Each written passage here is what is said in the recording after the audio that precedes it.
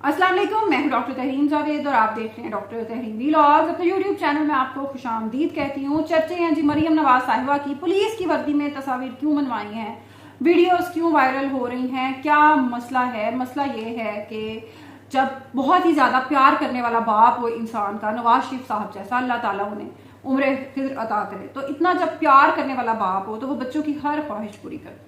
चाहे बच्चों का दिल हो कि वो डॉक्टर बने, तो चाहे उनका मेरिट ना बने लेकिन उन्हें किंग एडवर्ड तक पहुंचा दिया जाता है। चाहे बच्चों का दिल करे कि वो आईजी पंजाब लग जाए, तो फिर बाप का दिल तो बहुत नरम होता है। तो मेरी दुआ है कि खुदा हर पाकिस्तान की बेटी को मियां मोहम्मद नवाज शरीफ साहब जैसे वालिद साहब दे, जो अपनी बेटी की ख्वाहिश पूरी करने के लिए बेशक मुल्क पूरे का बेड़ा गर्क हो जाए, लेकिन मरियम नवाज साहिबा की ख्वाहिश पूरी होनी चाहिए, उनकी तस्वीर बननी चाहिए।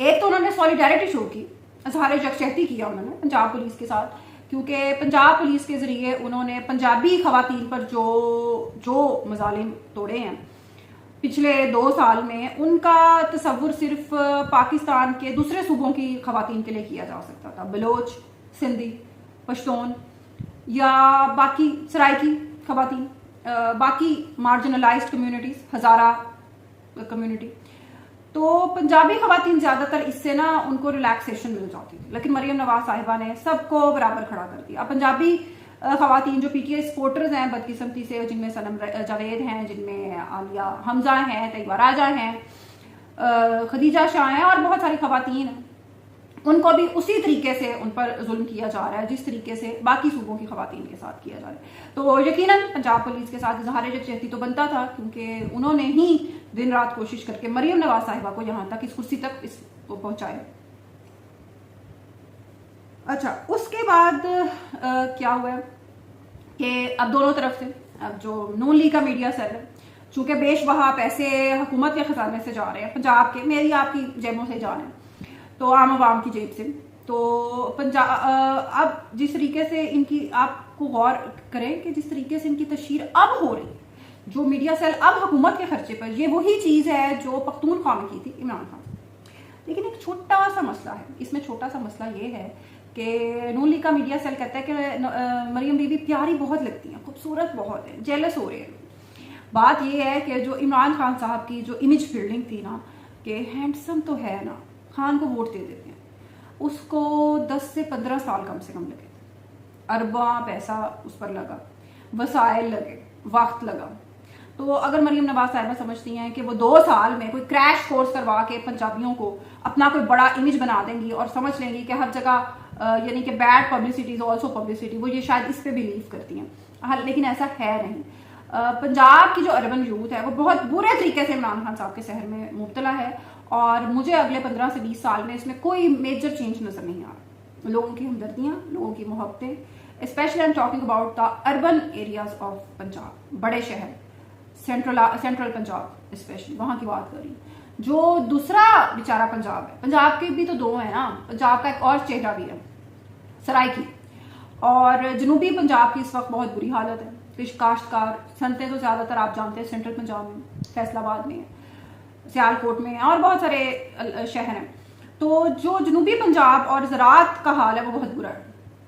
किसान से 3000 से भी कम पर गंदम खरीदी जा रही है, और उसके बाद क्या होना है, प्रॉब्लम सिर्फ यहाँ पे ख़त्म नहीं होता कि उससे खरीदी कम रेट पे जा रही है। महंगी बिजली, महंगी खाद, महंगा बीज, महंगा पानी लगाकर किसान ने ये फसल उगाई, 2,500 से 3,000 में खरीदी जा रही है। और उसके बाद हो क्या रहा है, पहले तो खरीदी नहीं जा रही ना, जहाँ एहसान उस पर किया जा रहा है कि खराब हो जानी है ना, बारिशें हो रही हैं, खराब हो जानी है, तो खरीदी जा रही है। उसके बाद क्या होना है, चूंकि इन्होंने कुछ महीनों के लिए गंदम स्टोर की हुई है, इनके पास स्टोर करने की भी जगह नहीं है, और महंगी गंदम इन्होंने बाहर से डॉलर्स में खरीदी है निगरान हुकूमत ने। निगरान हुकूमत को मैं बिल्कुल क्लीन चिट नहीं दूंगी, बिकॉज वो भी अनवारुल हक काकड़ साहब, मरियम नवाज साहिबा की ही चॉइस थे। ना सिर्फ ये, बल्कि पंजाब की इंतजामिया पूरी तरह मरियम बीबी के कंट्रोल में थी, और उसका आपने नताइज देख लिए हैं। इलेक्शन 8 फरवरी को देखा ही है, बल्कि 9 फरवरी को आपने देखा है जो भी हुआ।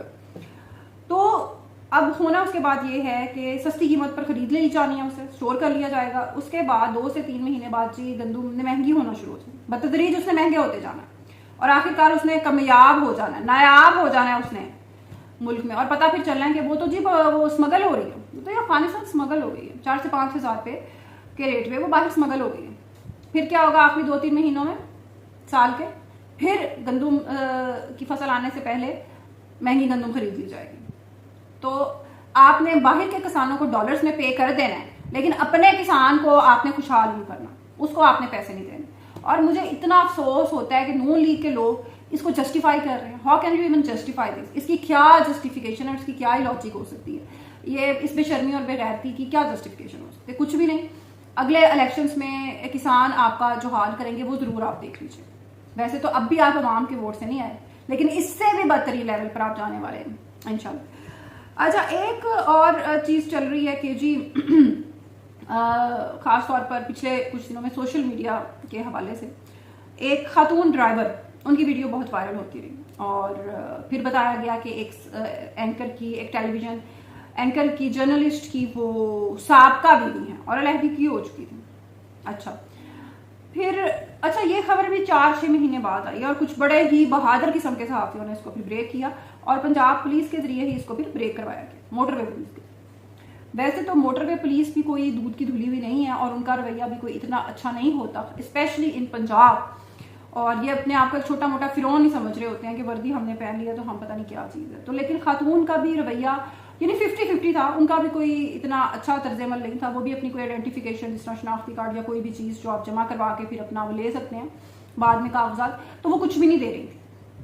और जो दूसरे लेकिन जो दूसरी चीज़ है ना कि जो बदनीयती है पुलिस की तरफ से, वो मुझे ज़्यादा एविडेंट लगी। उसकी वजह ये है कि पूरा इस एंगल से कैमरा पकड़कर वो वीडियो बनाई जा रही है, उसको पूरा शूट किया जा रहा है कि उन खातून का चेहरा प्रॉपर आए, हर चीज़ उसमें दिखाई जा रही है और प्रॉपरली उसको वीडियो को बनाया गया। और यकीनन खातून भी इस बात से अवेयर थी और वो पहले आराम से बात कर रही हैं फिर, और लेकिन वो उसका प्रिविलेज ले रहा था। अब मेरा सिर्फ एक ये सवाल है कि वो खातून अगर वो चले उन जर्नलिस्ट की अहलियाँ थी या हैं जो भी, अब तो उन्हें खैर रिमांड पे भेज भी दिया गया अदालत। जज साहब भी बस सोशल मीडिया देख कर ही शायद फैसले करते हैं। अगर आपको याद होगा एक मोटरवे पे एक इंसिडेंट हुआ था, एक वाकया हुआ था जिनमें एक खातून ड्राइव करके वो जा रही थी और अपने बच्चों के साथ थी और अपने बच्चों के साथ उनके सामने उनके साथ ज्यादती की गई थी। कहाँ थी मोटरवे पुलिस उस वक्त? क्यों नहीं कोई एक्शन हुआ? कोई उसके बाद कुछ सामने क्यों नहीं आया? ये मोटरवे पुलिस की ये असलियत है और ये इनकी औकात है। अगर उस औरत के साथ और वो गाड़ी चलाकर वो निकल कर ना जाती तो वो सारे जो मरते, अच्छा मोटरवे पे औरतें भी होती हैं लेकिन वहां पे औरतें वहां आपको कहीं वीडियो में नजर नहीं आ रही, हालांकि वो वीडियो प्रॉपरली बनाई जा रही है तो उतनी देर में यकीनन औरत भी कोई अरेंज की जा सकती थी। अच्छा, अब अगर इन खातून के साथ वहां पे कोई इस किस्म का, अगर ये किसी आम घर की औरत होती, ये किसी जर्नलिस्ट, ये किसी जज, ये किसी जर्नल के इसके साथ कनेक्शंस ना होते और वहां पे इसके साथ कुछ हो जाता, इसके साथ ज्यादती हो जाती, ये कुछ भी हो जाता, तो सबका जिम्मेदार कौन होता? और स्टेट कब अपने आप को इस चीज के लिए रिस्पॉन्सिबल फील करेगी? और ये जो एहलकार जिन्होंने ये वीडियो बनाई, किसी की इजाजत के बगैर वीडियो बनाई, फिर उसको लीक करवाया और सारा कुछ हो रहा है, तो इन सब का जिम्मेदार कौन है? अब उस केस में से क्या निकलेगा? कुछ भी नहीं निकलेगा। जर्नलिस्ट इस मुल्क में यकीन करें सबसे ज्यादा ताकतवर हो चुके हैं। उसकी वजह मैं क्यों बात कर रही हूँ? या मैं बात कर रही हूँ क्योंकि सियासतदान तो इस मुल्क में 2 से 3 साल का इक़्तिदार एंजॉय करता है, उसके बाद तो उसके लिए जेलें ही हैं। इमरान खान साहब वाज द ओनली एक्सेप्शन जो जेल नहीं गए थे, वो भी जेल चले गए। नवाज शरीफ ने भी जेलें काटी, बेनजीर भुट्टो ने भी काटी, आसिफ अली जरदारी ने तो वर्ल्ड रिकॉर्ड बना दिया जेलें काट काट के। तो हर सियासतदान के साथ ये। उसके बाद चले जाएं आप जर्नलों पर, बहुत कम लोगों को ये चीज़ समझ आती है कि जनरल्स या जो लेफ्टिनेंट जनरल होते हैं और या कर्नल या ब्रिगेडियर के लेवल के अफसर वो कितने होते हैं फौज में, यानी यू कैन काउंट देम, इतने कम होते हैं। और कितने साल की नौकरी होती है? 3 साल, कुछ को एक्सटेंशन मिल जाए तो 6 साल। तो कितने साल वो एंजॉय कर लेते हैं लाइमलाइट या इक़्तिदार को या पावर्स को। और अच्छा, उसके बाद जजिस पे चले जाते हैं। जजिस के यहाँ बड़े मजे हैं, जो बड़े वकला हैं उनके चैम्बर से जजिस रिकमेंड होते हैं, नस्ल दर नस्ल, खानदान ये जुड़े होते हैं आपस में।